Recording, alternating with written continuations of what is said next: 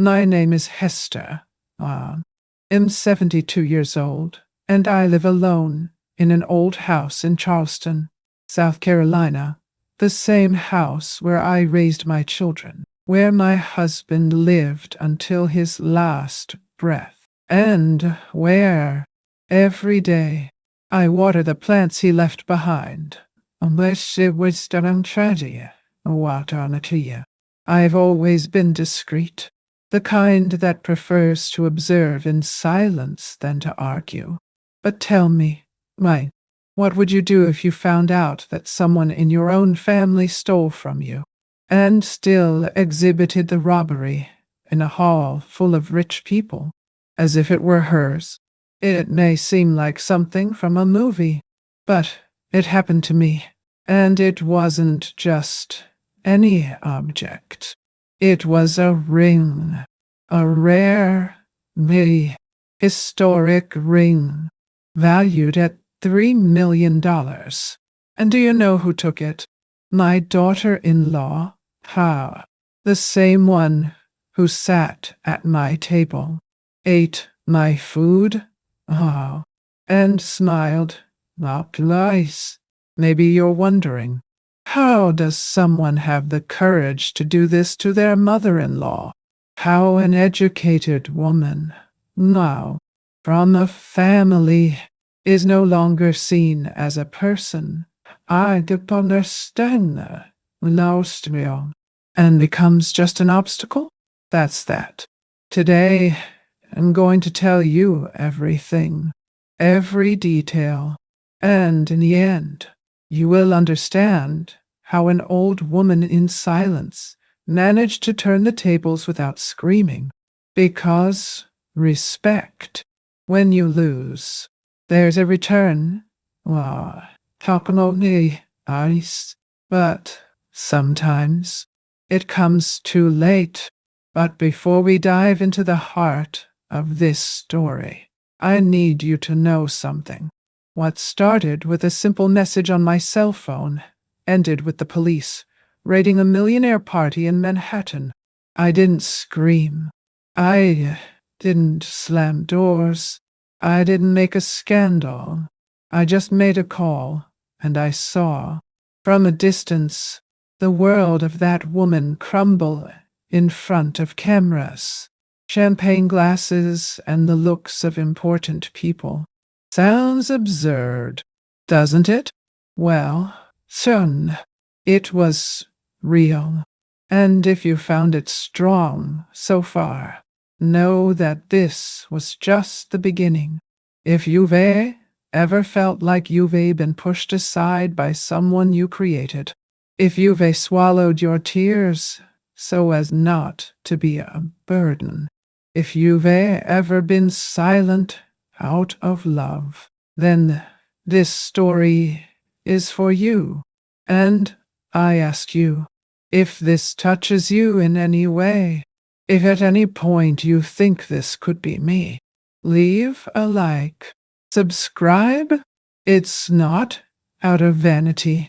It's just for me to know that I am not telling this alone, because sometimes we just need to know that there's someone on the other side, really listening. After Thomas left, the house became too large for silence. My son Brian suggested that I sell everything and move into a retirement community in Savannah. You would have company.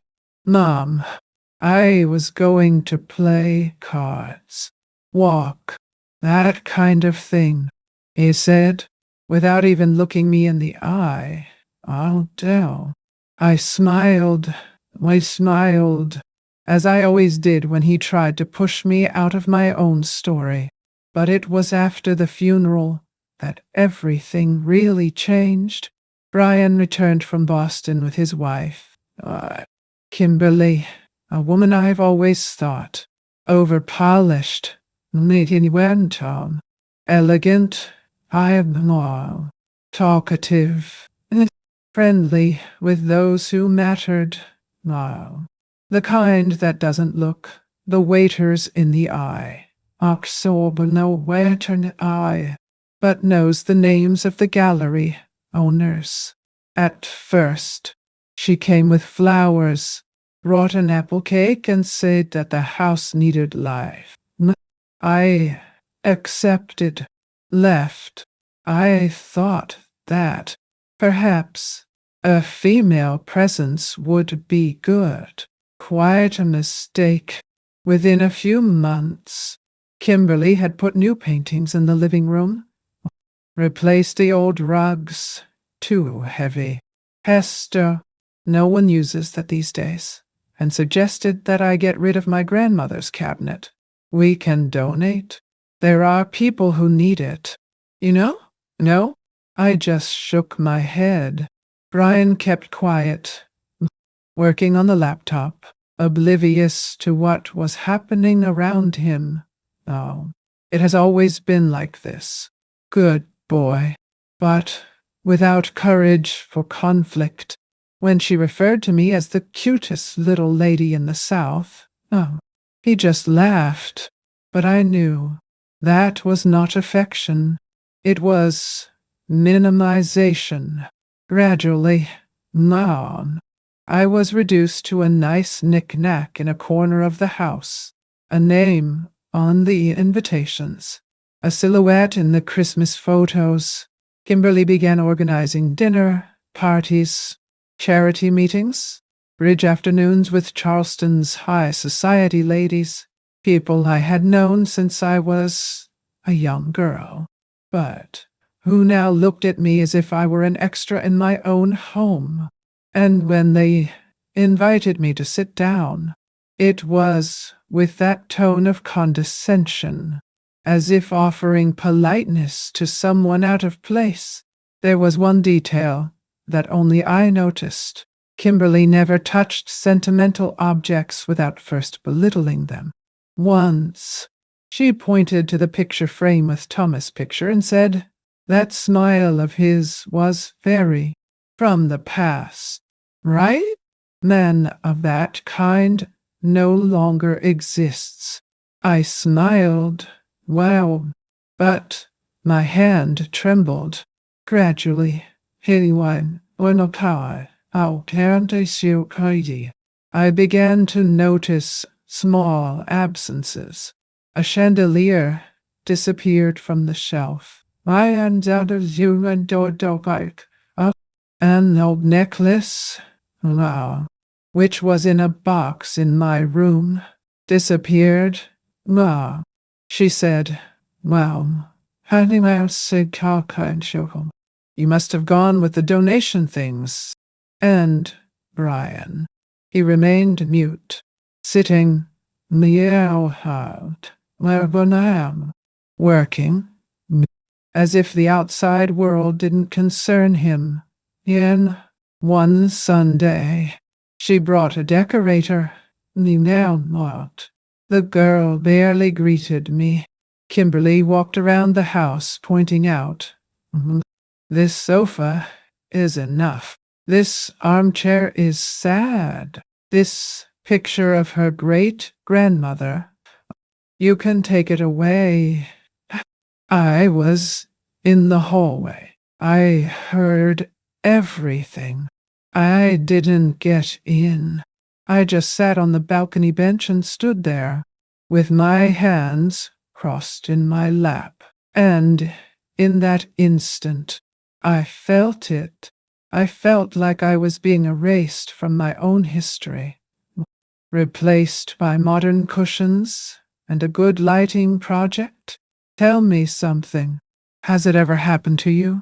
Have you ever felt that someone you welcomed, now cared for, sound, allowed to enter? Little by little, did he begin to erase you gently, not with shouting, but with smiles that hurt? If you've experienced this, comment here. No. He says, "I've lived it." Warna vetrater, Cecil, we sword you. Or what strength. Whoa. Sometimes, knowing that someone understands, that someone feels the same. It already consoles. I started writing everything. In notebooks hidden in the library, I recorded every change, every disappearance, every sentence said with poison and perfume.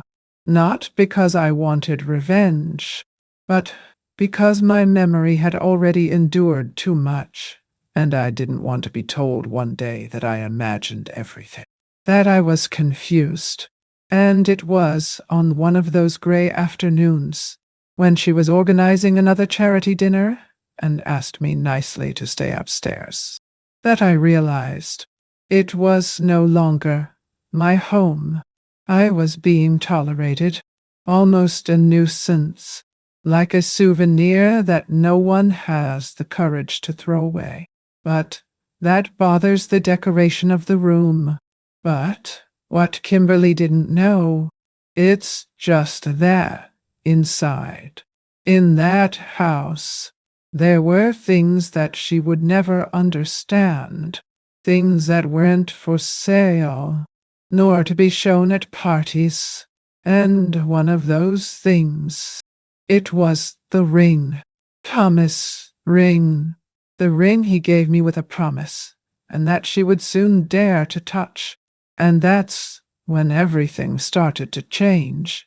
Because when she opened that drawer, thinking she was taking just one more souvenir, she awakened something that slept inside me. And me? I woke up too. Because no matter how quiet an old woman seems, she has pains that teach more than words, and silences that become steel. Ah, but what exactly was in that ring? And what did she do? Thinking that no one would see it? That's what you'll understand. Mr. Mighty assumed so. In the next part, when Thomas gave me that ring, he didn't kneel.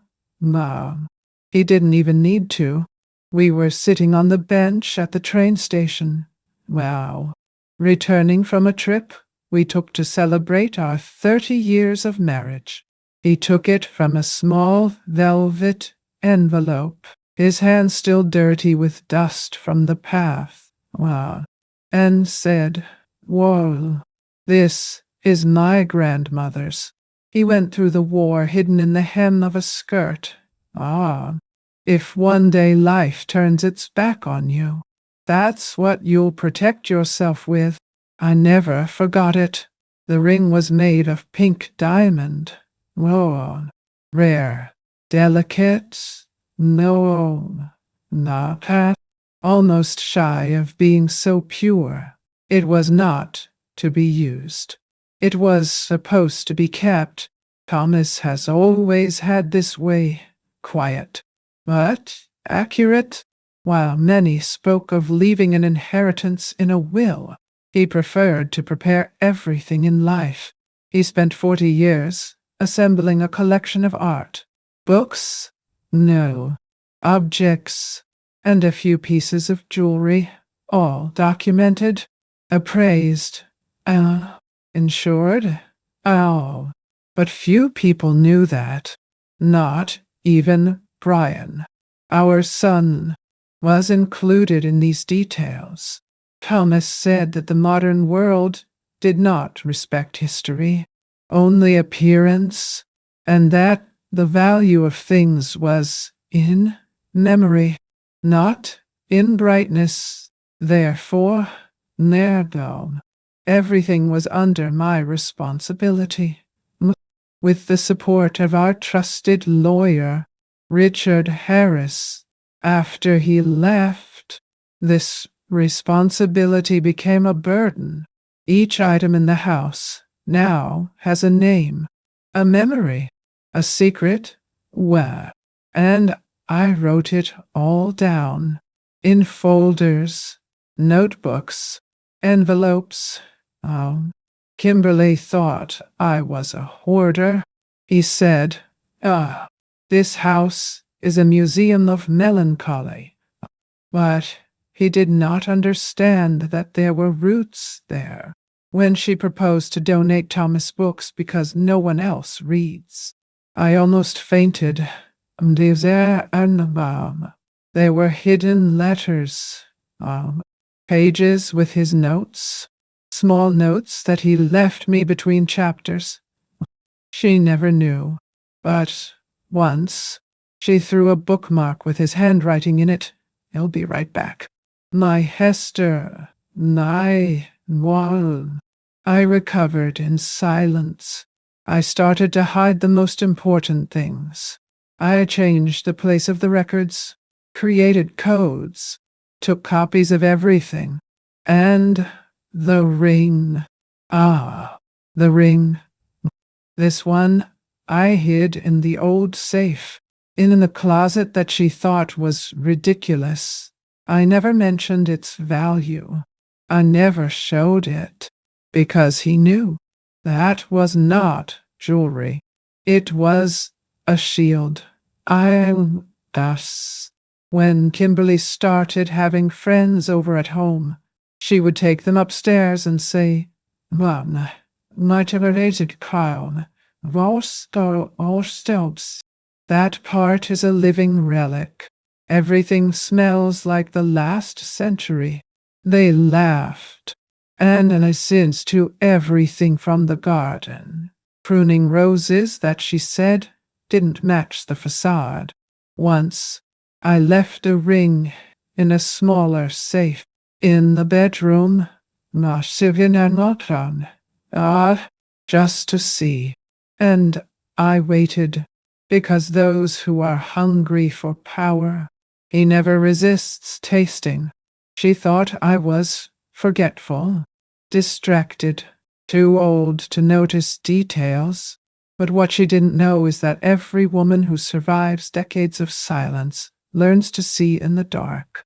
And that week, I saw a different glow in her eyes. It wasn't fascination. It was greed. And greed. My daughter. She doesn't know how to be quiet. But what happens when someone tries to touch what has been sealed by love and blood? How far does the vanity of a woman who has never understood what really has value go?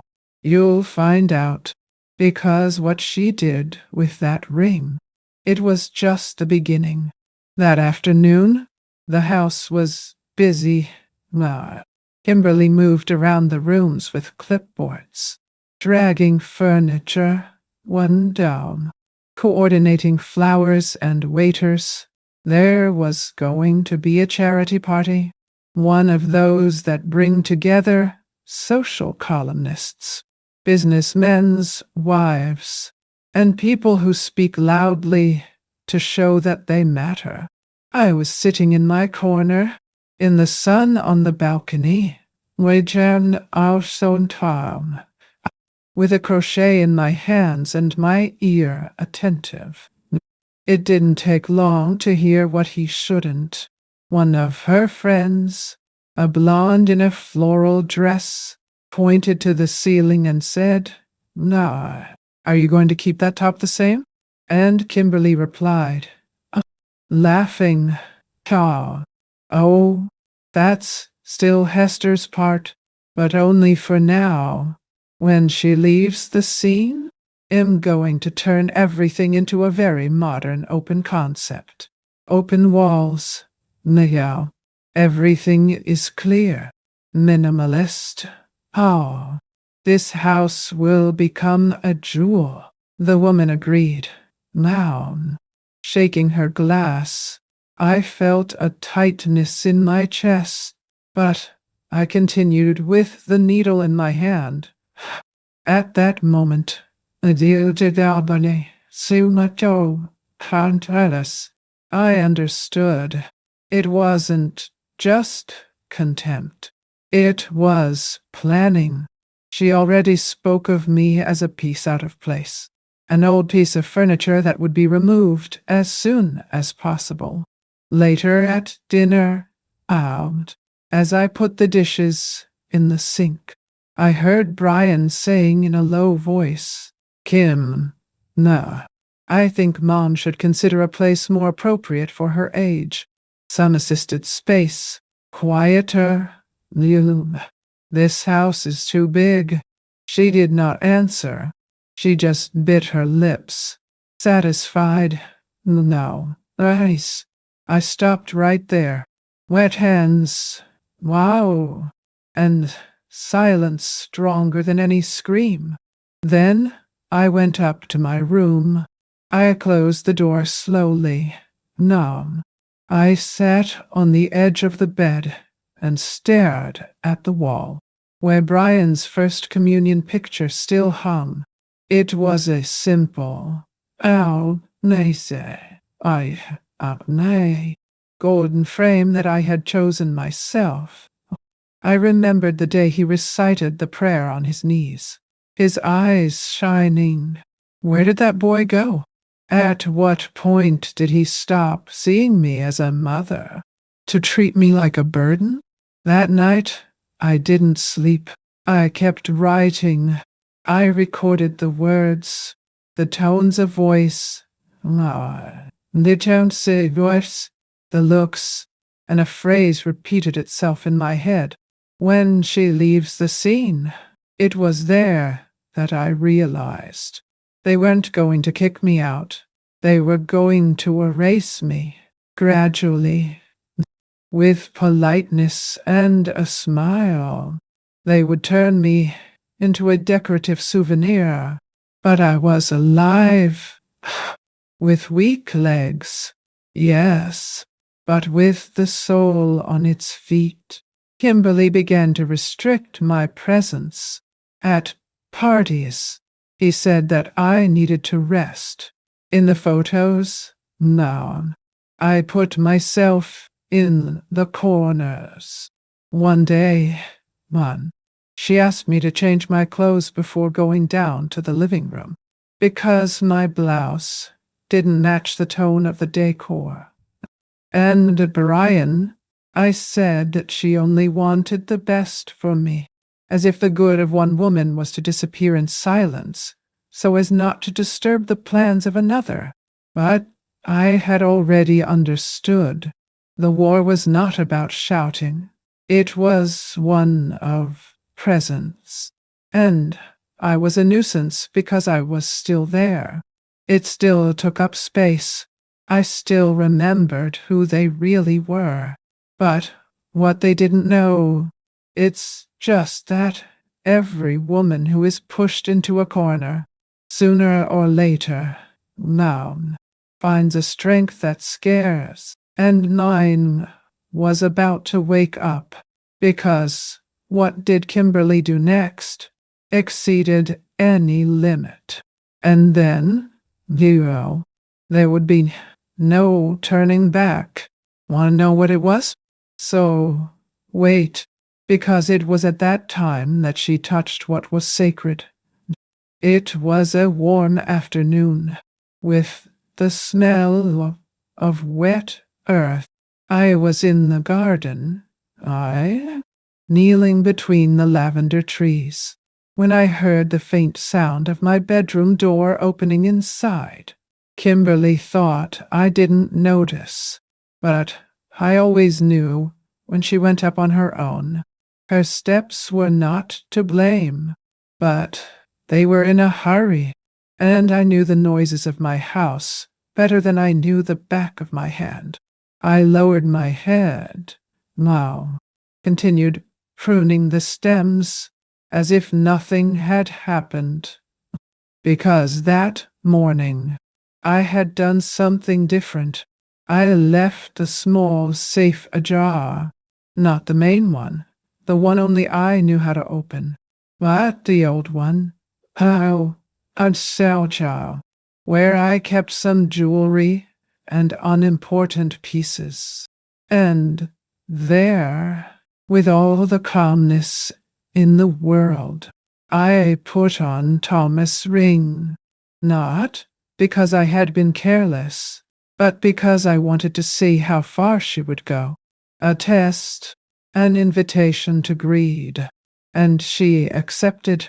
40 minutes later, now, Kimberly came downstairs, passed me in the garden, and said in the sweetest voice she could make, "Will you want to have dinner with us today, or would you rather rest?" I smiled. "Lancome, a big restaurant captain. I prefer the silence of flowers." "Dear," she laughed, always so poetic. In the late afternoon, well, as I collected the tools, I felt the cell phone vibrate in the pocket of my apron. A message.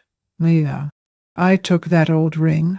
I thought it would look beautiful with my dress. I hope you don't mind." I stood still, the sun hitting my face. The quiet heart. I read it again. "The dear Nod, I know the count still wedged you. Hamza Arduelworth, the coldness of the sentence, the naturalness of theft, as if that was hers by right, and you, sequentel guardcam, by convenience, as if the ring was just another piece of the house that she could redesign." And then, with steady fingers, I replied, "No, enjoy a night." That was it. 3 words. But inside me, something snapped. It wasn't anger, nor sadness. It was the end of a wait. For years, I endured it, for the love of my son, or out of respect for my husband's memory, for fear of seeming bitter. But there, nay, unworldlisten. In that message, I saw the limit being crossed. And once someone crosses that line, we don't go back to the same position. I spent the night awake. I walked around the house slowly. I touched the walls. I turned on the library light just to smell his books. I opened the notebook where I wrote my records, and I wrote it down, new, letter by letter, warrants you. Today, Kimberly took the ring, without asking, with intention. Then I opened the drawer with the red folder, the one with the lawyer's contact information, the insurance policy, wow, the appraisal note made in 1994, Octonut Silver Severcroftdown, Osponiatsat, and the letter Thomas left me with the phrase, "This ring is worth more than money. It keeps the history of those who resisted." I closed my eyes. I took a deep breath, and I decided it was time to act. For the first time in a long time, I felt alive in here, opening my heart, telling my story, remembering detail by detail. If you're listening, leave a like on this video and subscribe to the channel. I still have a lot of things in store to tell you, something I never told anyone. Because after that night, what started with a ring turned into a revelation that even I didn't imagine. And it all started with a name, a call, and a plan that had been sleeping for years. Do you know who I called? You'll find out. And when you know, you will understand that no one should underestimate the silence of a betrayed woman. The next morning, the house was quiet. Kimberly slept late, recovering from the previous night's party one day, and Brian had already left early for work, as he always did. No, To avoid any conversation that required posture, I drank my coffee alone. In the pantry, wow, watching the steam come out of the mug as if it were an old dance. And when the light came through the stained glass window of the kitchen, gilding the tiled floor, I knew it was now. I got up, washed the cup calmly, wiped my hands on the linen cloth embroidered by my mother, and went to the hallway. There, leaning against the wall, since Thomas left, was the landline phone, the old one, with a coiled wire and the smell of eternity. I dialed the numbers firmly. Each touch of the spinning record seemed to seal a new chapter. Richard Harris, he answered on the other end, the firm voice, the same as always. I took a deep breath. It's time to trigger the protocol of item 473. There was a pause. Long, dense. Now, which did ye had bikerpa? Are you sure? Hester, I do. He did not ask for further explanation. He knew exactly what it meant. Item 473 was the ring, the pink diamond, the jewel with federal registration. Wow. Evaluate it. Now to, insured, catalogued, photographed by specialists. One of the few pieces of the family that Thomas left under my full responsibility, with a set of instructions elaborated down to the smallest detail. 3 months earlier, Richard and I had updated the documents, part of my quiet effort to keep my husband's memory alive and secure. He had said to me,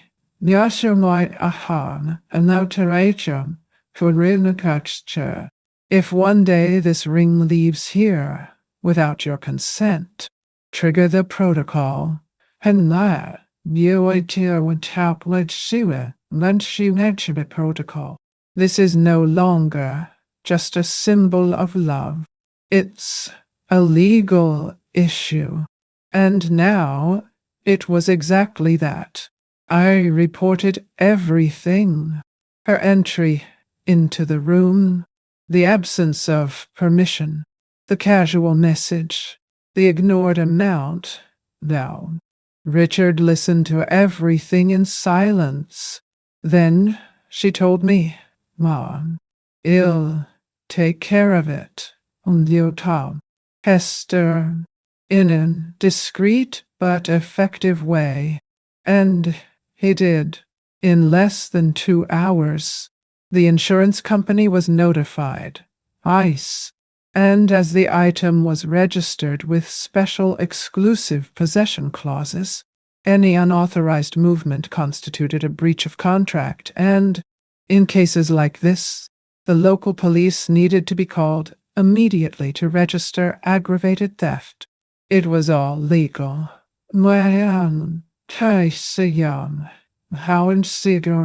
Documented, tied up, noise. Thomas foresaw the risks. And me, I followed every step as he let me. No detour, now. Undoubtedly, for the first time in years, I felt like I was taking back something that had been slowly being taken away from me. My place. Kimberly thought she had stolen a ring, but unknowingly, she had set a trap, one that had begun to be set decades earlier, by a man she loved in silence, and a woman everyone thought was too fragile to react.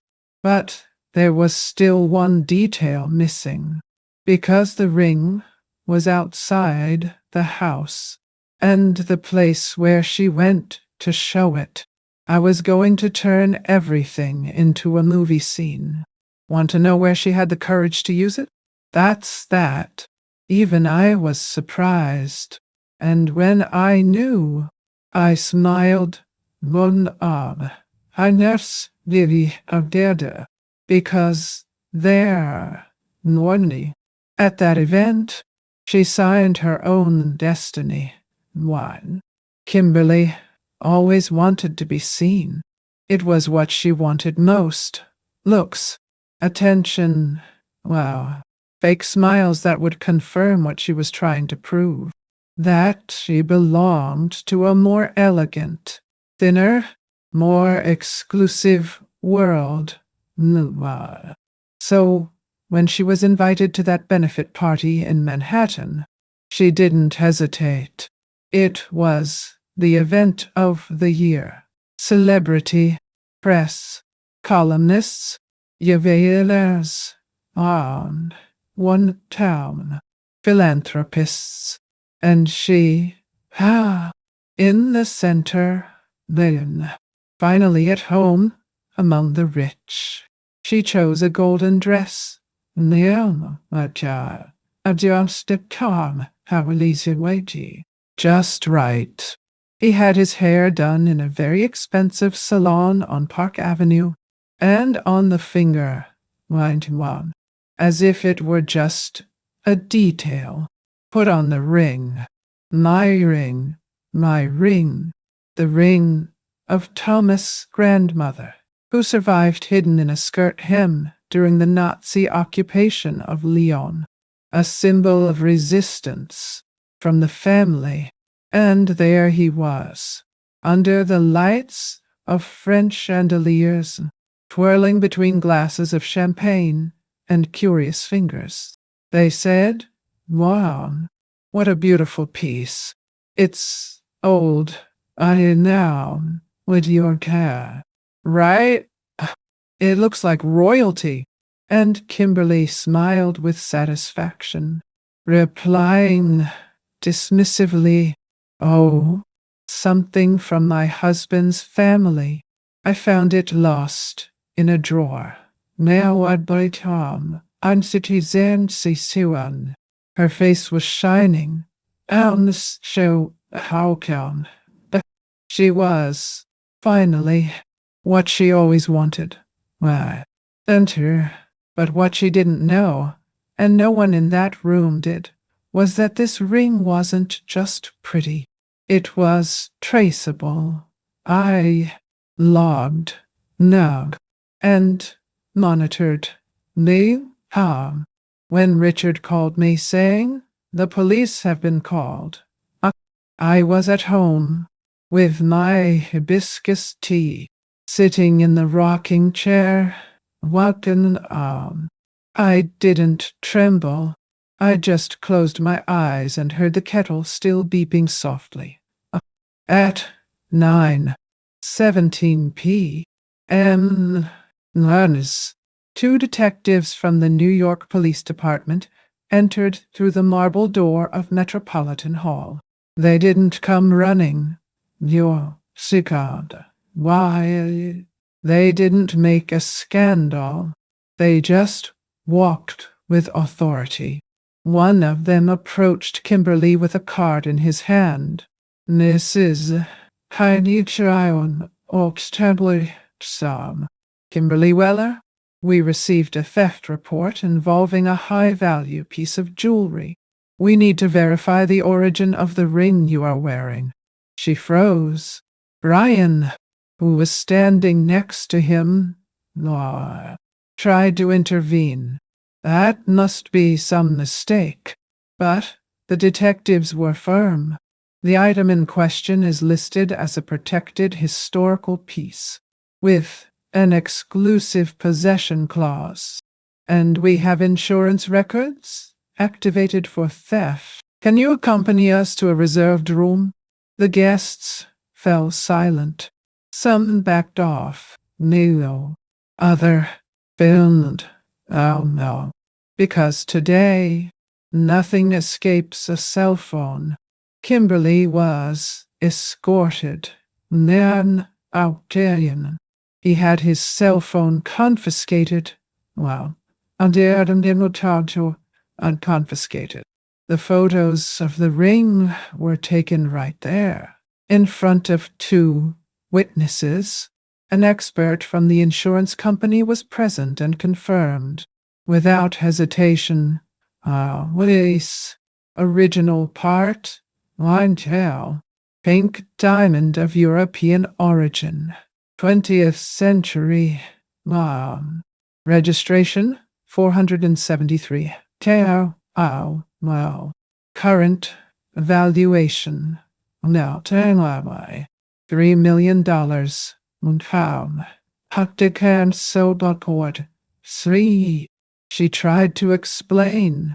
She said that she found it, that she didn't know, that her mother-in-law lent it. But there was no message asking for it. There was only hers, informing the use. Brian was pale, embarrassed. The cameras continued to record, and I, miles away, I followed in silence, because the worst humiliation is not to shout in a public square. It is smiling while one drowns in one's own vanity. And it'll tell you something. Deep in my chest, there are times in life when we don't even need to get up from our chair to win. Justice sometimes comes in high heels, surrounded by applause, and it turns into silence when the truth enters. And look, if you've made it this far, madame, stay with me, because what's next? It's the part that marked me the most, not because of the scandal, but for the answer I received the next day. An answer that dismantled me. Now, can you imagine what she had the courage to do next? Well, get ready, because the silence of the next morning carried a pain that no camera recorded. The phone rang at 8:20 in the morning. I was already awake, sitting on the porch, with my shawl on my shoulders and the newspaper still closed on my lap. I answered on the second ring. On the other side, Brian's voice trampling. How will I say it? Of the talks, as if carrying the weight of the world in 5 words. Mom, what have you done?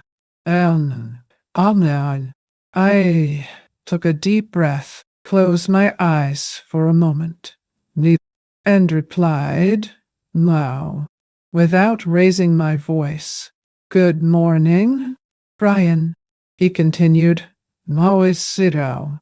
Without even hearing my greeting, the police showed up at the party.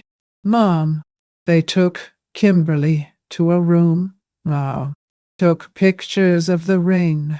Said it was theft. This is absurd. I heard noise in the background. He was walking, probably outside some building. Nervous, sweating, even in the cold of Manhattan. Do you understand what that means? Her name in the newspapers. People commenting. Mother, well, for God's sake. It took me a few seconds to speak. I looked out over the front yard. Loose, where the hibiscus bloomed, unfazed by human confusion. She took something that wasn't hers, and you knew it. He snorted on the other side. She thought it was jewelry. Nonsense. You didn't explain that you were valuable. I got up slowly. Took the phone to the kitchen and stopped in front of the window. This do. Ryan. She came into my room without permission. She opened a safe that was not hers. He wore something that he knew didn't belong to him. I don't need to warn you that it was valuable. I don't need to justify my silence. You're the one who should have paid attention. He was silent for a few seconds. Then the tone changed. His voice became lower.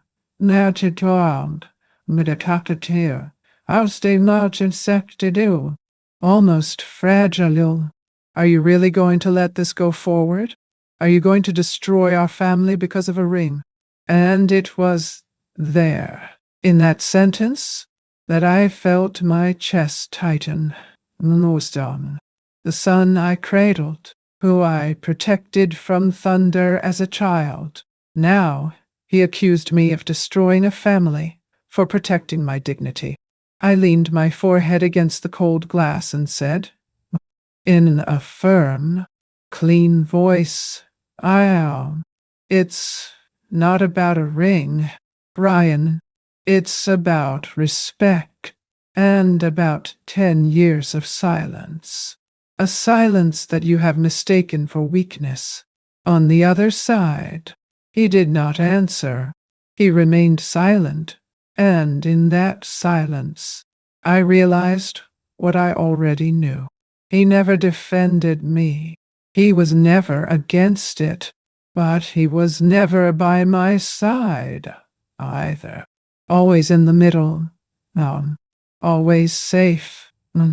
And now, when the truth has come out, the discomfort was not with what she did, but with the fact that someone had seen it. Do you want to know what? There is a pain that is difficult to explain. It is not the pain of the attack, nor of the humiliation. It is the pain of the omission of those we created with so much love. It's the emptiness of realizing that who you protected the most, he chose to protect the other side when you needed it most. If you've ever felt this, comment here. He says, I know what it's like. Or, I understand you.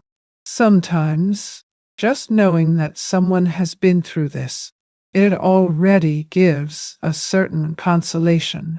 I hung up the phone without another word. I went back to the balcony, sat in the same place, and opened the newspaper, as if nothing had happened.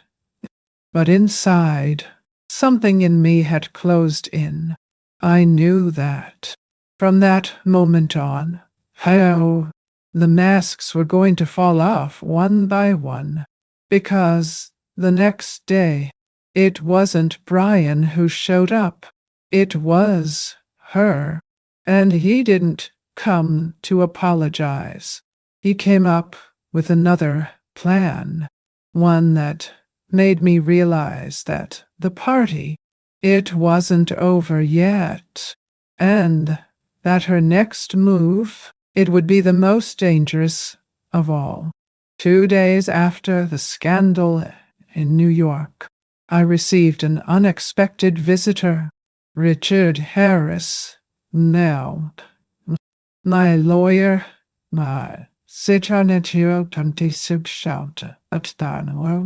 knocked on the door of the house with a leather briefcase in his hand and a look I knew well, the same one Thomas wore when he came to tell me something he already knew would hurt me. I didn't have a ceremony. I invited him in, served jasmine tea, as usual, and sat in the armchair next to him. We waited for silence to settle in the room before he said anything. Hester, he began, in a low voice, I need to show you some things that I've been following it for some time. He took the briefcase, opened it slowly, as if he were taking out a living wound.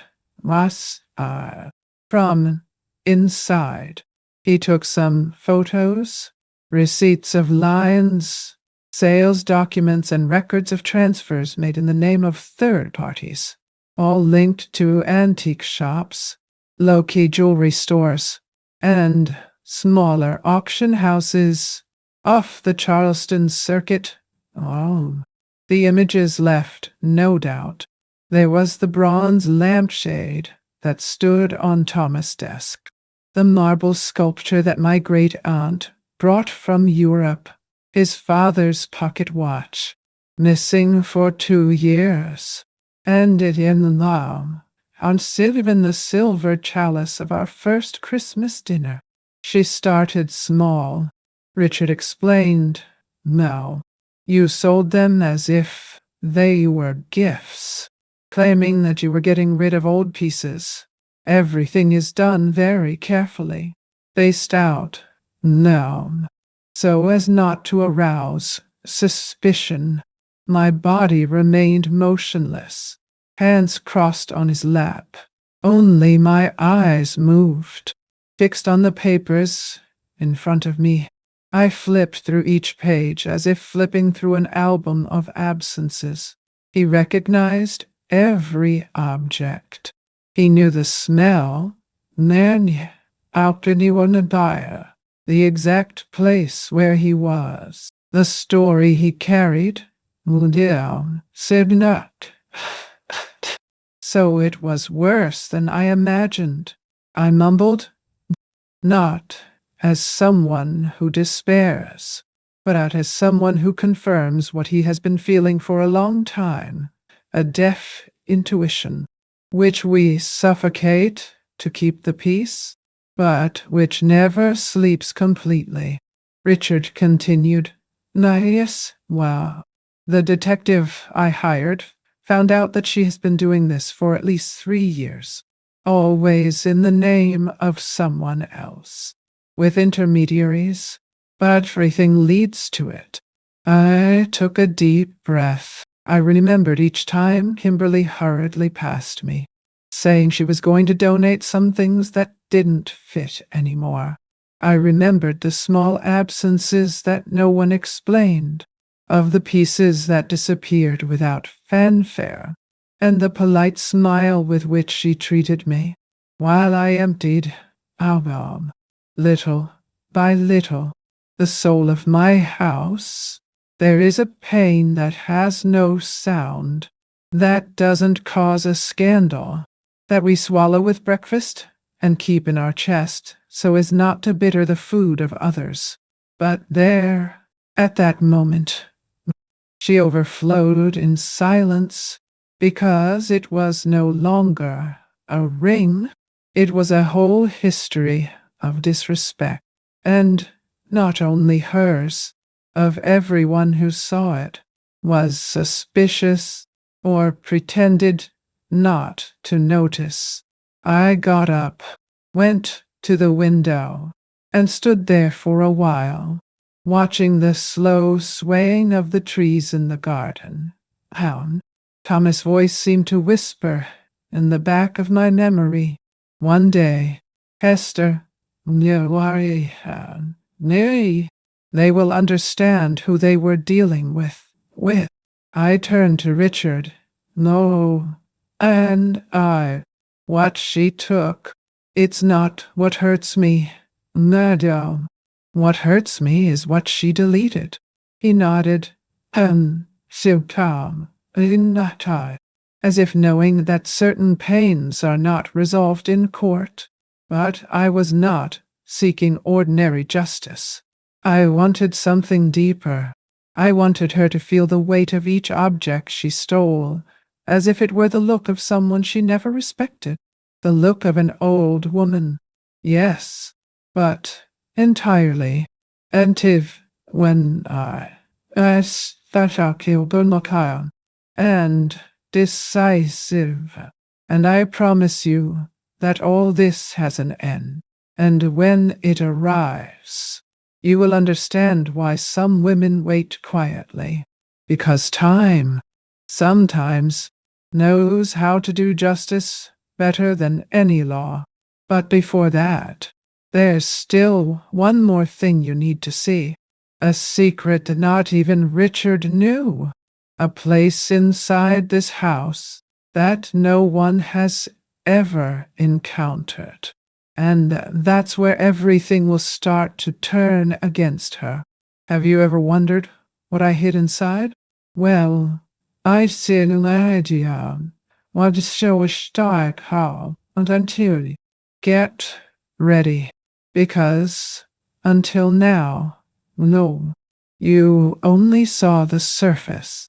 The day dawned gray, but my soul was clear. I knew what needed to be done. I separated the blue folder I kept in the back of the lowest drawer in my closet, the one Kimberly had never seen and would not see. Inside, I put every letter Thomas wrote to me in the last few years. Before he fell ill, he had a habit of recording important decisions with firm and generous words, as if leaving me a map of how to continue, even without him.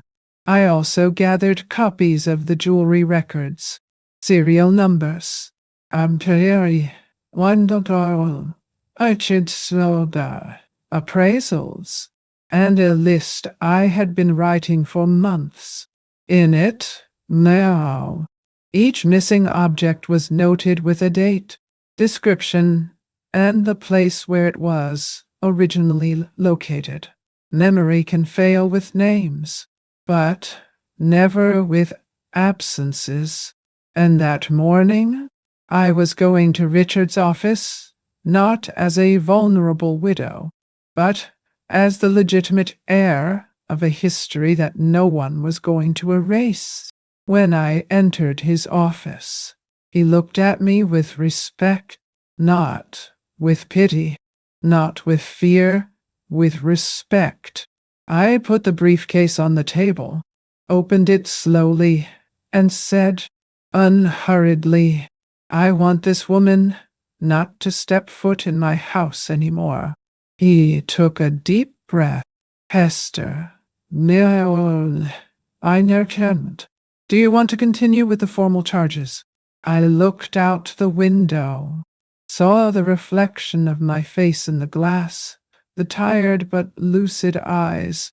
Yes, Richard, the time has come, Neo. And it's not for revenge. It's for dignity. When child. Mine. He nodded. Monsieur de Cobash tonight working on. Took the documents out of the drawer and handed me a pen. The sheets were there, cold, official, Nadine, and that's so to be cocoa. But what weighed there was not the role. It was everything he represented. It was the end of the woman who kept quiet so as not to displease, that gave in to maintain harmony, who smiled when he wanted to cry. I signed without hesitation. Front page. Second, and one your card. Third, now my card. And he seriously come. Like someone who frees the very name of a cell. Richard closed his briefcase and told me, we will proceed with discretion, but firmly. She crossed all the boundaries. I just shook my head. I didn't need to say anything else. That was my last concession. The last time I left justice in the hands of another. The rest would come from time.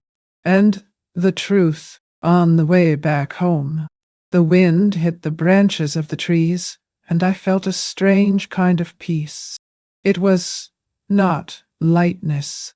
It was firmness.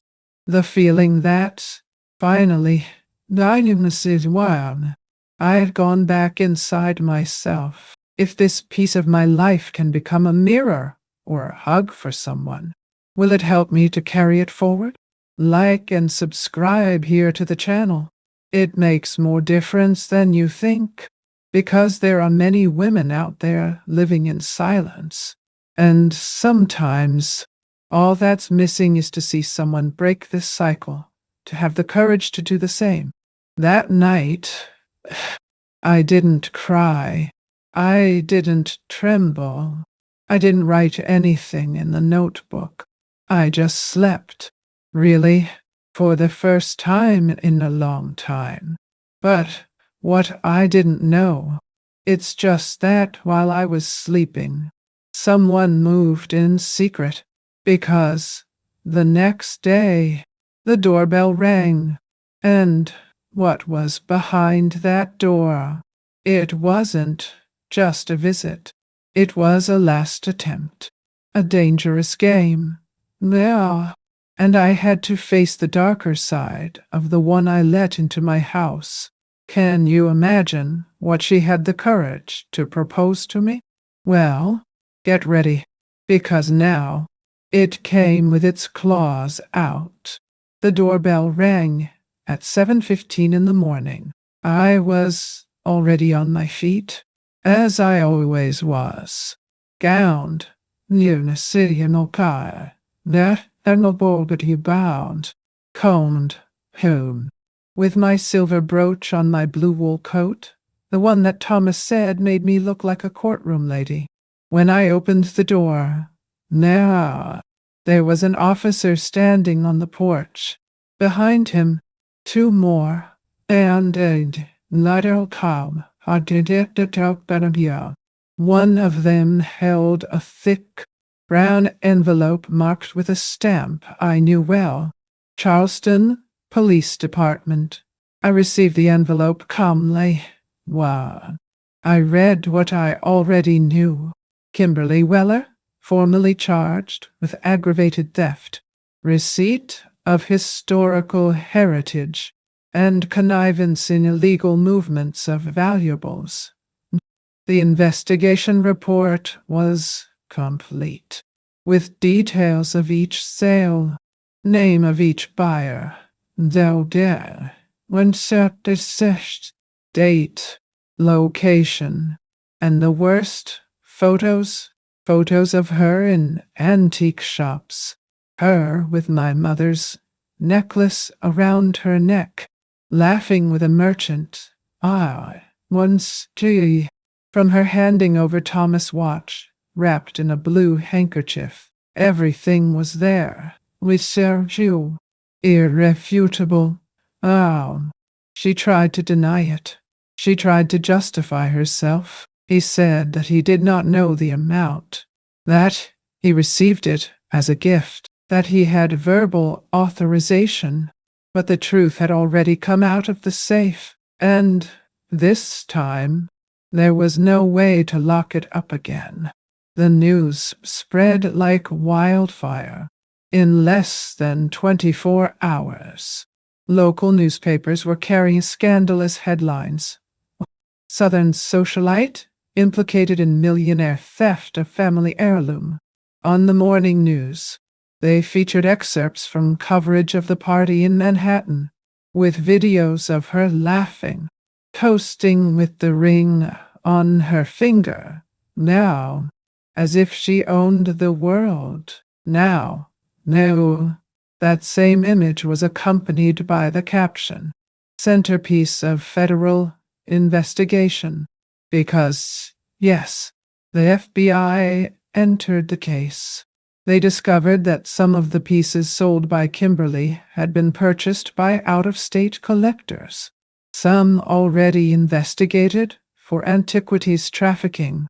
What started as a domestic theft was now part of something much bigger. And, so, as always, vanity opened the path that justice needed to follow. Brian tried to contain the crisis. He made calls, asked the lawyers to review the documents, said that it was all a misunderstanding. But there was nowhere else to hide. His wife's public image crumbled like wet paper. The invitations disappeared. Her friends were silent. The mark she dreamed of stopped responding. The woman who paraded as a symbol of success was now news on scandal sites, and with the fall came silence, the one that cannot be bought with money. The one that weighs more than humiliation. I watched everything from my armchair, with the newspaper folded on my lap, the sound of the TV at low volume, not for pleasure, but for relief, the kind of relief that only those who have cried quietly for years on end feel, because it wasn't her downfall, that brought me peace. It was the end of the farce. The mask had finally cracked, and behind it there was nothing but the emptiness of those who built their lives by stepping on others. You know, sometimes justice doesn't come with fanfare. It comes with a headline, with a poorly framed photo, with awkward silence at breakfast, and with the shame that not even the best dress in the world can disguise. And I tell you, stay here with me, because the most memorable moment is yet to come. The most human part, the most unexpected, the one that no one would see in a courtroom or a headline. What Tarsi is, but that lives within the gaze of those who lost everything and still had the audacity to knock on my door. Because, yes, she came back, but not to apologize. And what she said, to this day, it echoes inside me. Are you ready to listen? Because the next sentence she said to me, and all Dr. Nasil, it was the cruelest of all. I was already thinking that nothing else could surprise me. That, after seeing my name in the newspapers and my story invaded by cameras, the worst was over. But no, the worst was still around the corner, with the coldness of someone who does not know the weight of a name written with honor. Richard called me into the office once again. I knew from the tone of my voice on the phone that it wasn't a good thing. I arrived, and he already had a serious face, hands clasped on the table, as if holding a piece of news that will cut deeper than any knife. No, without beating around the bush, he opened a red briefcase. Hester, he said, now what? We have discovered something you need to know. And you need to know now. He put some papers in front of me, copies of emails, drafts of legal documents, and a petition that almost took my breath away. Kimberly, along with an Atlanta lawyer, was preparing to file a lawsuit to question my sanity. The plan was to declare myself unfit to manage assets and, with that, legally transfer the house, assets, and the entire family estate to Brian's name.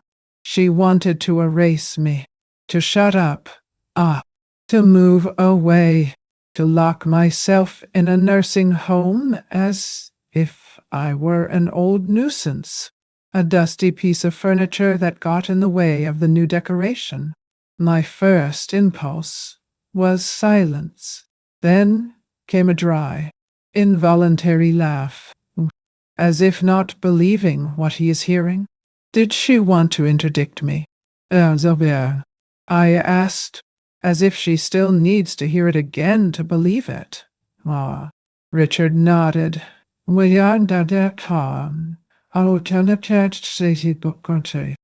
had everything prepared, including testimonies from acquaintances, distorted versions of conversations, even a commissioned report saying that you showed signs of disorientation and confusion. I took a deep breath. Whoa. I remembered each time she asked me the same subject 3 times, as if she were testing my memory. I remembered when she said that I left the oven on. When she had moved the button herself. Of the small traps, the skewed looks when I forgot a date. It all made sense now. The theft of the ring was not a slip. It was the fuse of a larger plan. She wanted to take me not only from the house, but from the right to exist with a voice. I wanted to disassemble myself piece by piece. until there was nothing left of me but a shaky signature on some piece of paper. I looked at Richard calmly. She didn't just want my ring. Richard, dear calm, and cannot assign of calling it. She wanted my story, my name, my identity, and at that moment, I felt a different sadness. It wasn't anger, Adoniam. It was mourning. The grief of realizing that, now, one, for so many years, I lived under the same roof with someone who studied me, not to understand me, but to erase me, a person who saw no value in memory, in time, in the past, only in possession, in control, nice, in appearance. We paused. He offered me water. I refused. I had to walk to the window once again. My refuge, my Leonard refuge. I looked at the garden. The leaves danced with the wind. And suddenly I remembered the first time Thomas had put a camellia seedling in that land. Beautiful things will grow here now, he said. Wow. And it grew. So much beauty grew out there. But inside, they were trying to pull me out by the roots. No, there are memories that stick to us in a way that not even time detaches. They are phrases, gestures, or even silences that we never forget, and each of us has that in store. A smell, a letter, what? A yesterday, walking old cardi, a last conversation. Now, a look that never returned. Tell me here in the comments, what do you carry inside you that never left? Have you ever experienced something similar? Have you ever seen someone go through this? I want to read it. I want to know if these pains also find an echo in other voices. Sometimes, sharing memory is like turning on a light in a room where someone else is also in the dark. I went back to the table. I took the documents in my hands. She was going to declare me crazy, to steal what I built with lucidity. Richard nodded. Nay, but it won't any more. I nodded slowly. No, it won't. Nay. And there, Ford Sternom, on Yeshua, in front of those papers, Monsieur Alcanam.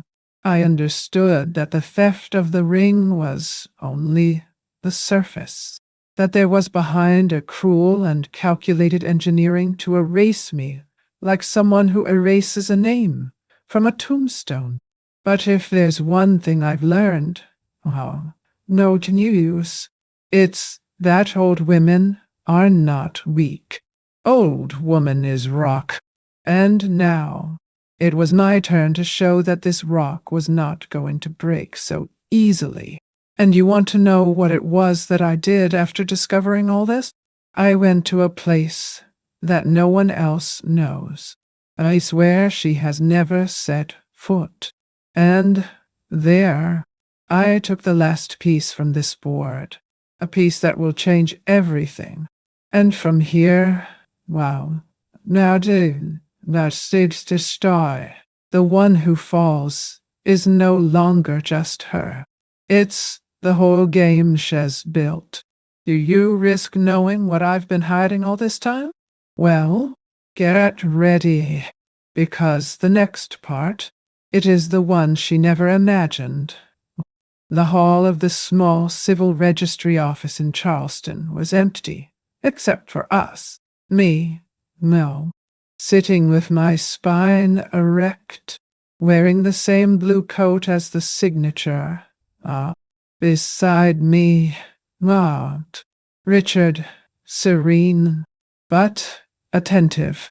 And in front of us, 2 officers were waiting for her arrival. Kimberly. She came in a hurry, as she always did. Even now, surrounded by scandals, she still wore high heels, impeccable makeup, antimis, hair tied tightly.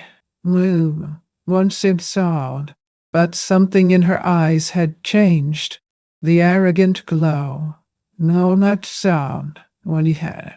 That glow that had always been accompanied by contempt was now dull. Dull, narrow, sad, a child, almost flickering. She sat before me as if she still had some authority. He tried to smile. He tried to start a sentence, but fumbled in his own words.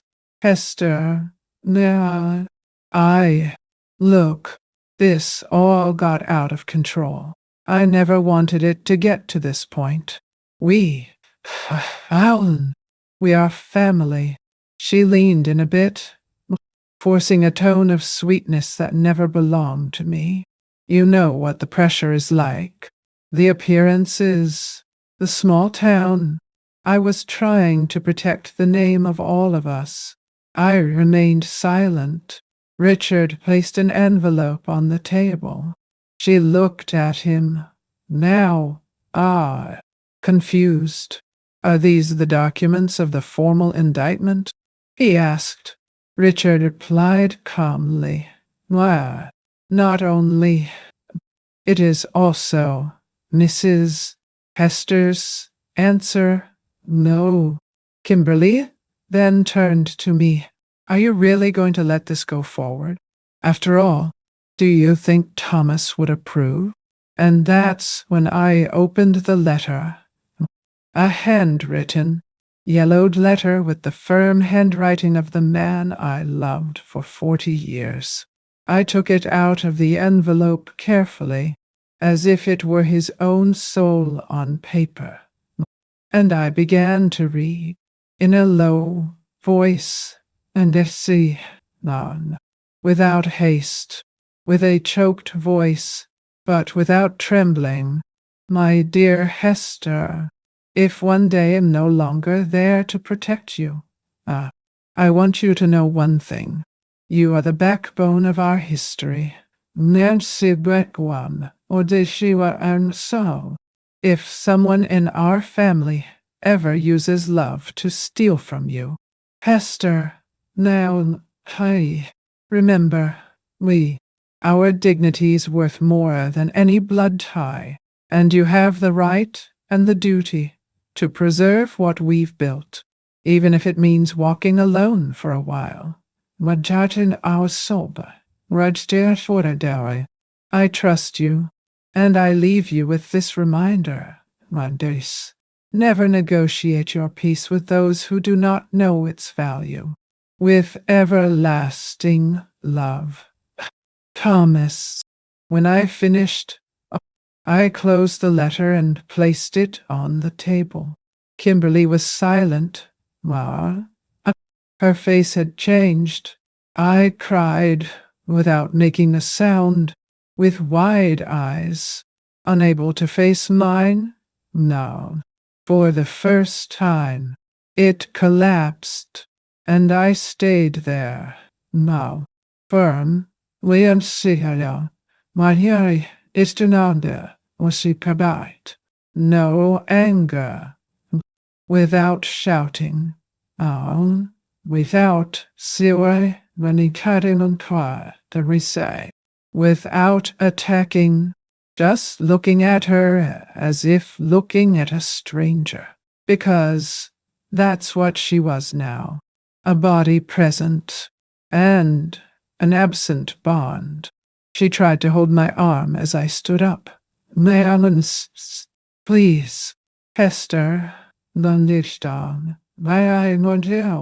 I can fix it, but it cannot, because there are things that, when they break, don't make noise, but they never return to the place, and one of them is respect. I motioned to Richard and the officers. I walked to the door without turning around, because, looking back, sometimes is giving too much space to those who don't deserve one more centimeter of our soul. I left that building with light feet, even though I knew there was still a lot to solve. But inside, something had reorganized. The old woman from before, the one who swallowed her tears, the one who smiled out of politeness, the one who excused herself inside her own house. She sat in that chair, who left there. It was another woman, a woman who still had one last move to make, the most unexpected of all, because there was something that no one knew, a detail hidden inside a sealed envelope for years. And now, it was time for it to come to light. Do you think this story has already reached its peak? So get ready, because what I revealed next, it left even Richard speechless. He arrived in the morning, unannounced. He parked at the entrance of the house, slowly, as if he was still not sure if he should go inside. I watched from the bedroom window, with the curtain ajar, watching that man I cradled in my arms cross the garden, as if treading on unknown territory. There was something in his eyes that I hadn't seen in years. Truth, when the door slammed, I was already waiting in the living room. He entered with his hands in his pockets, his shoulders arched, and the silence of someone who carries guilt. Mom, can I sit down?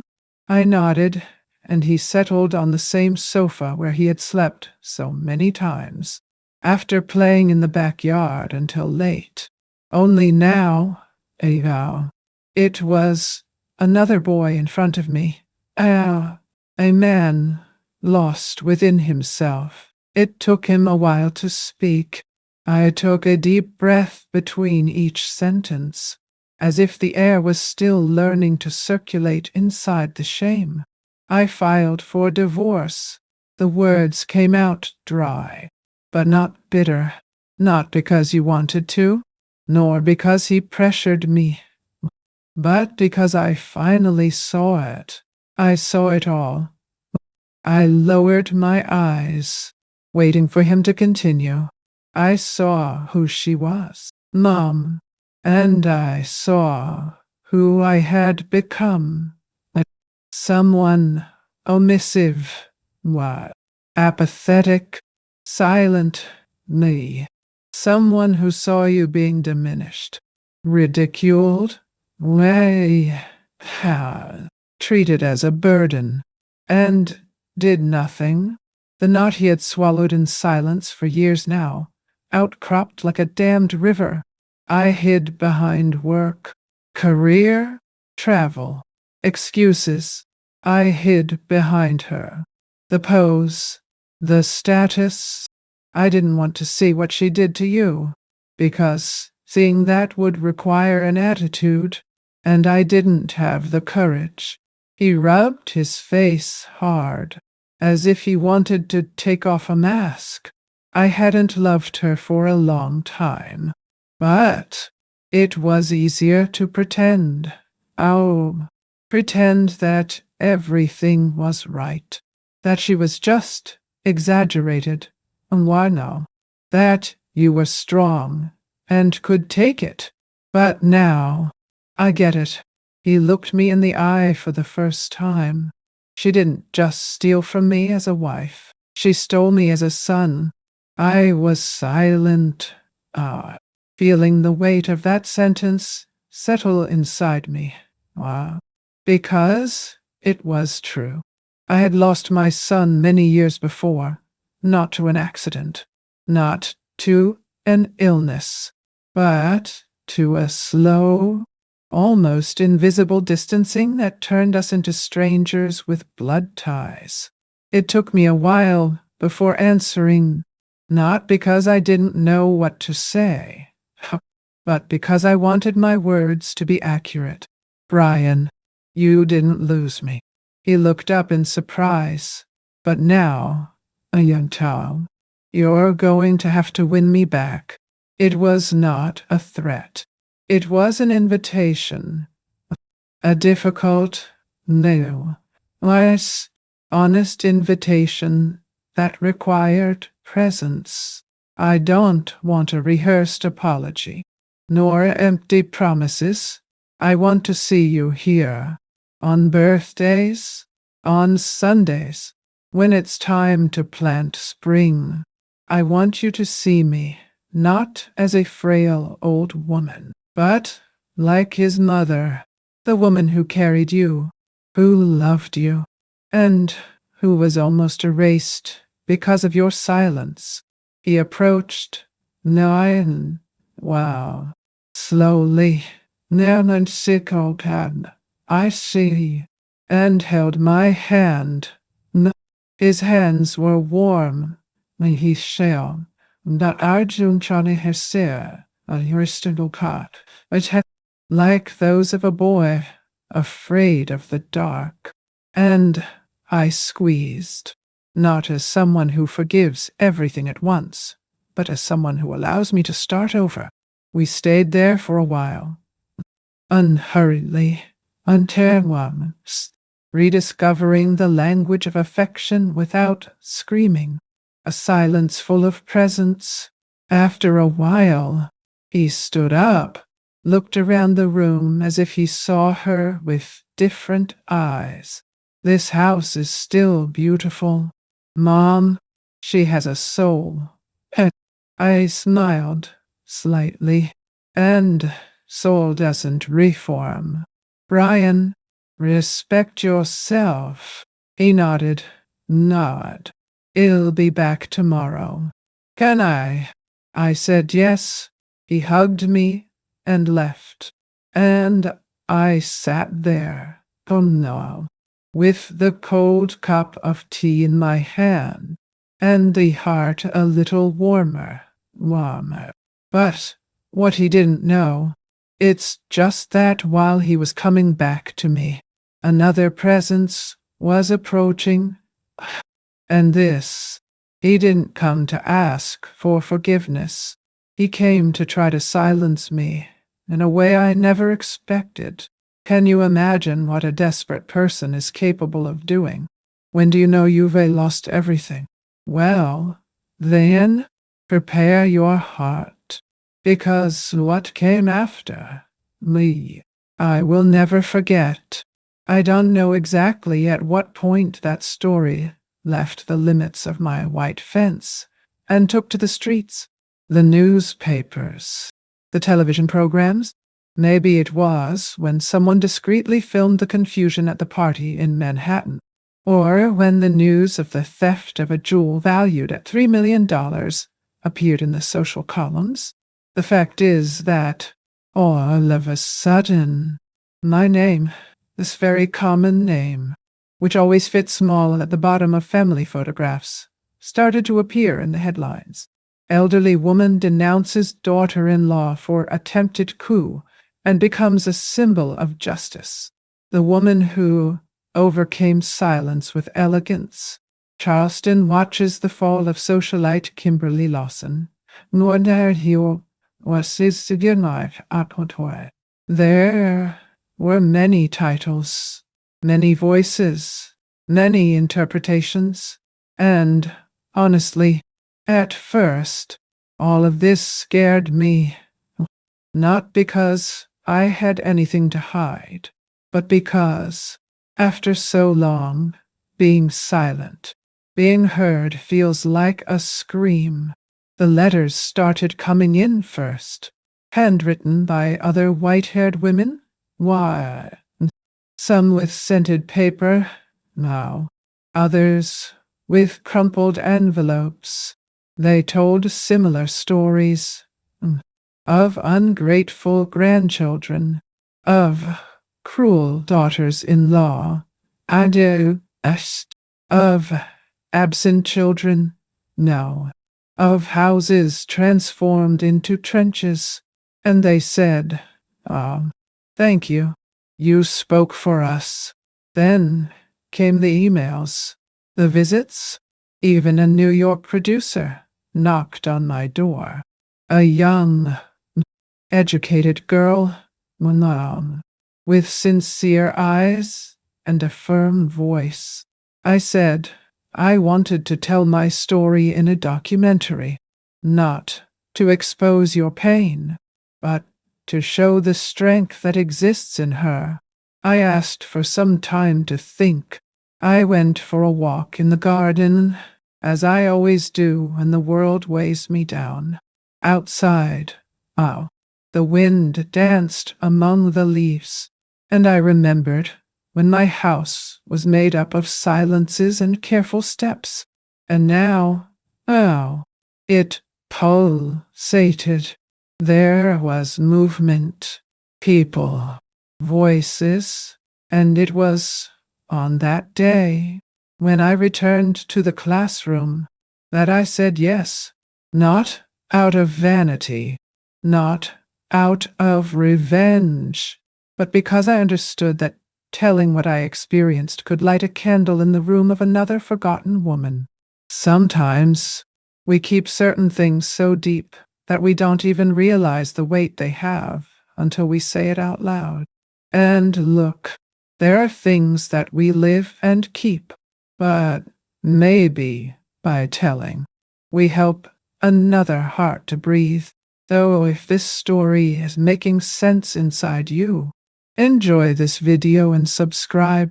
Let's make this conversation reach those who need to listen, because no one should grow old feeling invisible. Filming began 2 weeks later. They brought cameras, lights, microphones. The garden became a setting. My kitchen became a backstage, and my story became a script. At first, I thought it was strange. I saw myself for the first time through the eyes of others, but I soon realized that there was dignity in that portrait. Nothing was forced. No. Nothing was invented. No. It was just the truth, with all the wrinkles she carries. Brian helped me with the recordings. Sometimes he prepared tea. Others, she just stood at the back of the room, silent and listening as if she were meeting her mother for the first time. And the most beautiful of all, it was to see other women start to arrive. Neighbor of the street above, one day a lady who came from Savannah just to hug me.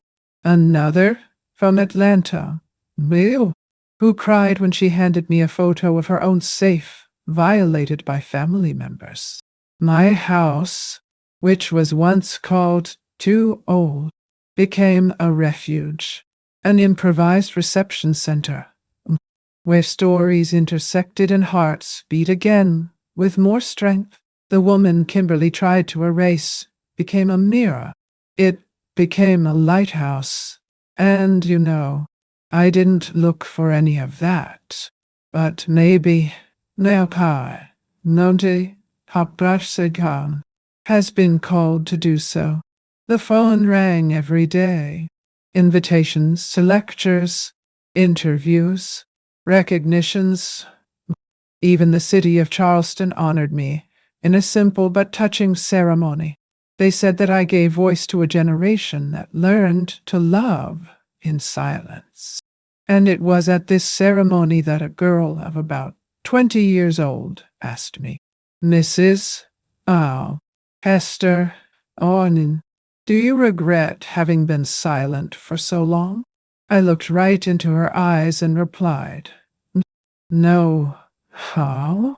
Because it was in silence that I kept the memory, and it was with it that I built my strength. And that's why I keep telling you, whoa, Teres deoxtos. Because when a woman chooses to speak, it does not speak only for itself. He speaks for all those who came before and for those who still cannot find the words. But I know that every story has its end, or rather, his final hit.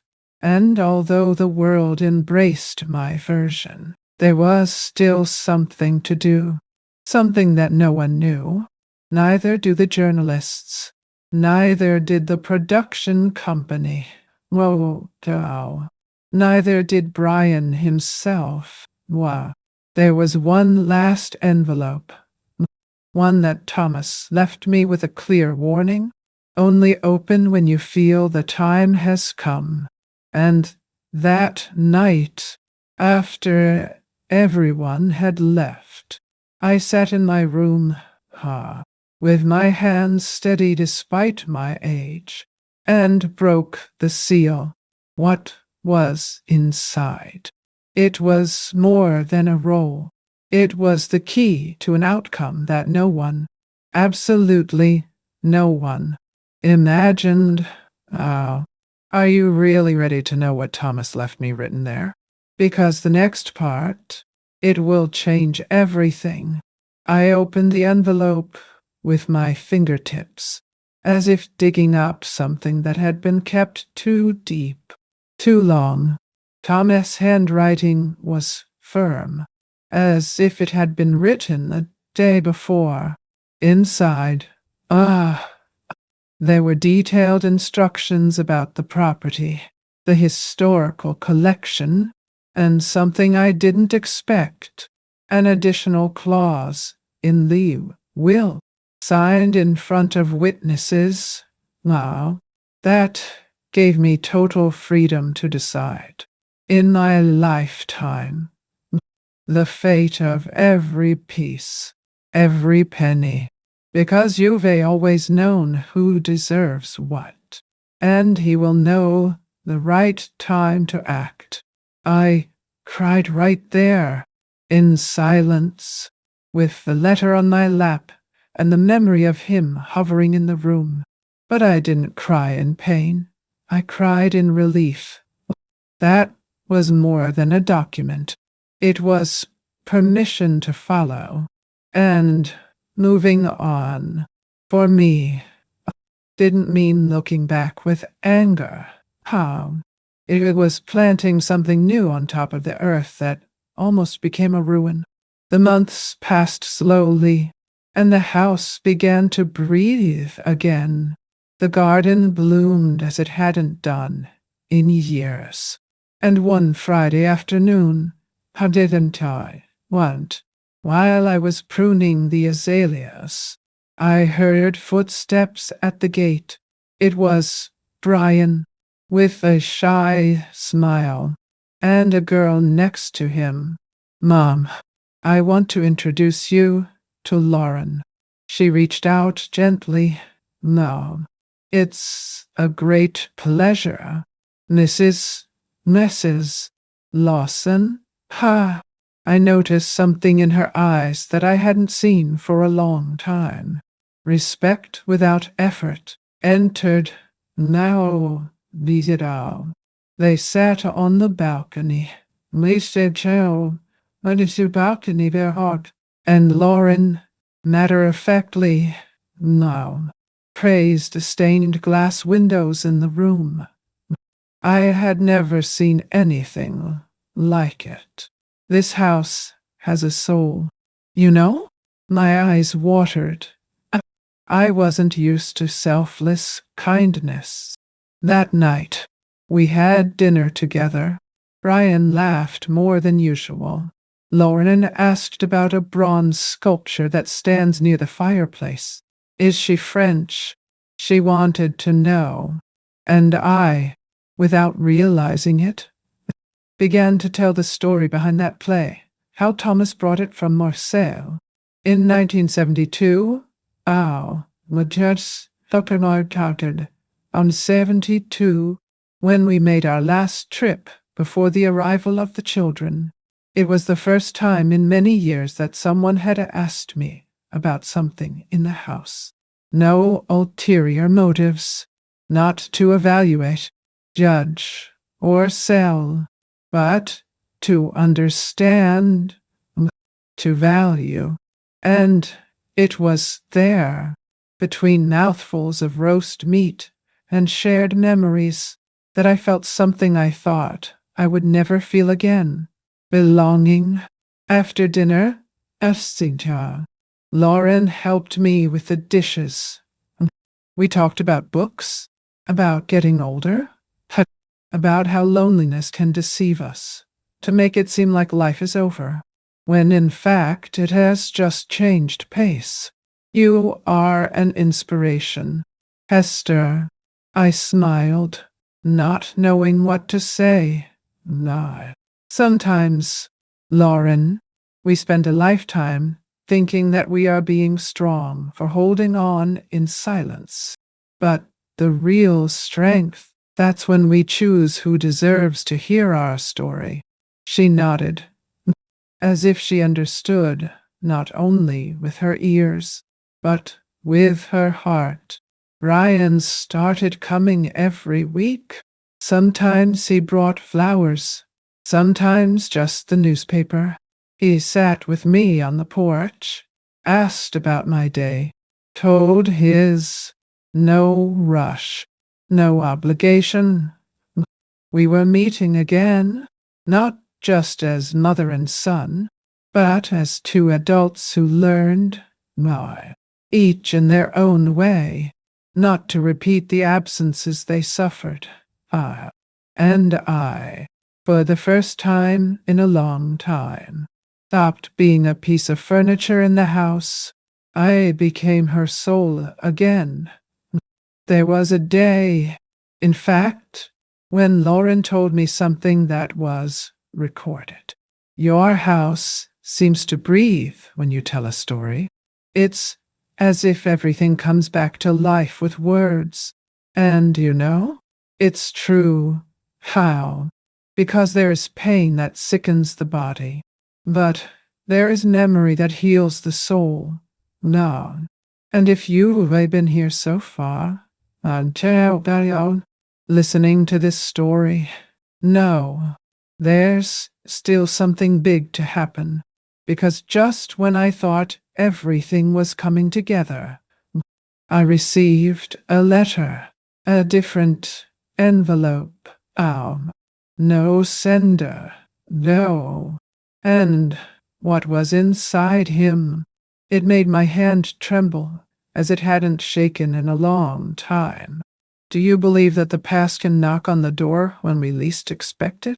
Well, get ready, because what came next? It was so unexpected that to this day, when I can remember, I still lack air. I've never been one to show off. I've never liked the spotlight. And maybe that's why I decided not to attend Kimberly's final hearing. I knew that the documents were there, that the testimonies would be irrefutable, that the truth was written on every paper, in every photo, in every recording that Richard and the investigators had so carefully assembled. He didn't need to see her face, nor hear her desperate apologies in front of judges and prosecutors. Justice, for me, was not measured in public applause or humiliation. She measured herself in silence, in firmness, in knowing that my space, my value, was finally intact. I received the news from the newspapers. 14 years in prison. No parole for the first 7. Restitution of part of the estate. All legal remedies denied. I stayed and I felt something I hadn't felt in years. Peace. A deep peace. Because everything she had tried to destroy, my name, My home, my dignity now remained safe, protected by the force of truth. And in that instant, I realized that the sweetest revenge had not been to watch her fall. No, the real victory was in walking through my house without fear, in looking at my garden and feeling that nothing could be taken away from me. I was free, but even free, I knew that nothing would end without lasting consequences for those who pretended to know me and knew nothing about who I really was. Kimberly had underestimated a silent woman, an old woman who had learned to observe, to wait, to protect what was hers with a calm that no one could ever break. And now, as I sat on the porch with Lauren and Brian nearby, feeling the late afternoon wind on my face, oh, I couldn't help but wonder, how much more time will anyone need to understand that strength and dignity are measured not in shouting, but in the quiet patience that turns pain into power? And as he gazed at the Charleston skyline, the phone rang. It was Richard. He said only one sentence, which made me shudder with excitement and anticipation. Hester, you need to see what we found in the main vault. It's not about Kimberly. Well, it's about something that no one expected. My heart raced. Something unexpected. Something that could change everything once again. And there, you all been, with the breeze of Charleston Harbor blowing gently through the trees, I realized that the story wasn't over yet. What else was hidden, waiting to be revealed? And how could it redefine not only my life, but the memory of Thomas and the legacy he entrusted to me? The afternoon sun fell softly on the azaleas and magnolias that Thomas and I had planted for decades. And as I walked through the garden, I felt every petal and every aroma as a reminder of who I was and what we built together. My steps were slow, but steady, and every turn of the way brought back vivid memories. The coffees at dusk, his laughter as he told stories that only we understood. The silent Sundays when we simply looked at each other, comfortable in mutual company. Wow. I remembered the times when I remained silent, enduring cold looks, contemptuous words, and the indifference of those who did not see the value of what I represented. For years, I carried this loneliness like a weight on my chest, a burden that seemed to never end. But now, as the gentle wind played with the branches, I realized that silent pain had turned into something precious. Experience, resilience, and understanding. Justice didn't come from courts or prisons. It came from time, from the knowledge that I was able to protect what was mine and honor Thomas' memory. I had learned to listen to myself, to value my own voice, and that brought me a peace that no one could take away. It was no longer a matter of recovering material goods. It was about recovering my history, my value, and my dignity. As I took a deep breath, I felt that every tear shed, every night of silence, every moment of humiliation had been a stepping stone to achieving this serenity. And as the sun set, tinting the sky orange and pink, I understood something essential. The love I gave, the care I offered, and the patience I maintained were never in vain. And then, wow, I looked to the horizon, feeling the promise of new days and relationships built on respect and truth. But deep in my heart, a question lingered. Aye, soft and firm, and illy, and what your cut calm, I sue, like a whisper of the wind. What if Thomas' legacy still held surprises I haven't yet discovered? What else could be hidden, waiting to be revealed? And how could it further transform what I believe to be the end of my story? Today, bueno, und erst to charm, and one as I prepare my tea in the kitchen that for so long I felt like invader territory, I feel a deep calm that I haven't known in decades. Brian is next to me, smiling with a tranquility that would have been impossible for me to imagine before, and Lauren, Leon Nas Oranstets, in her delicate and respectful way, arranges the books on the table, asking about every story hidden in every old cover. It's my 73rd birthday, and for the first time in a long time, the flowers I receive are not just ornaments, but genuine gestures of affection. Handwritten letters are not mere formalities, but words that carry attention and respect. The pink diamond ring has returned to the safe as it always should have been. And I feel, finally, this part of that all the pain, all the humiliation, all the silence endured has turned into something that no one can take away from me, my own dignity and the control of my story. Kimberly is away, serving her sentence, and Brian now understands deeply the value of every gesture, every word, every memory that tried to be erased. I learned that true justice does not depend on courts or prisons. It is born of the knowledge of one's own worth, of quiet patience, of the courage to wait for the right moment to act. And this lesson is not just mine. Anyone who has ever felt diminished, invisible, morsigis,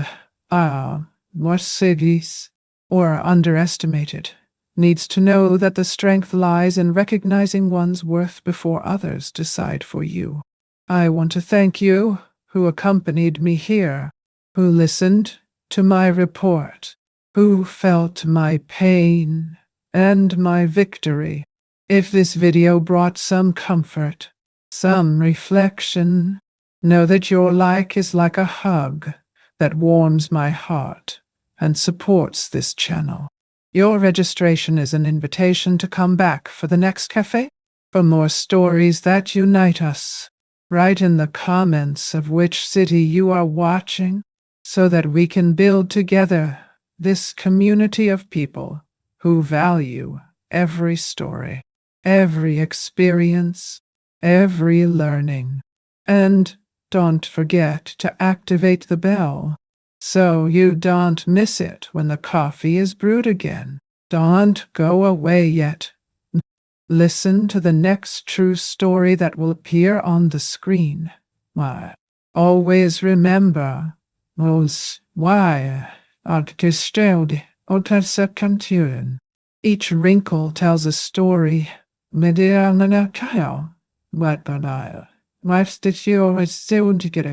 And each story carries a strength. Watch the next video here on the channel with another amazing story. And remember that those who know their own worth are never alone, just as I finally learned.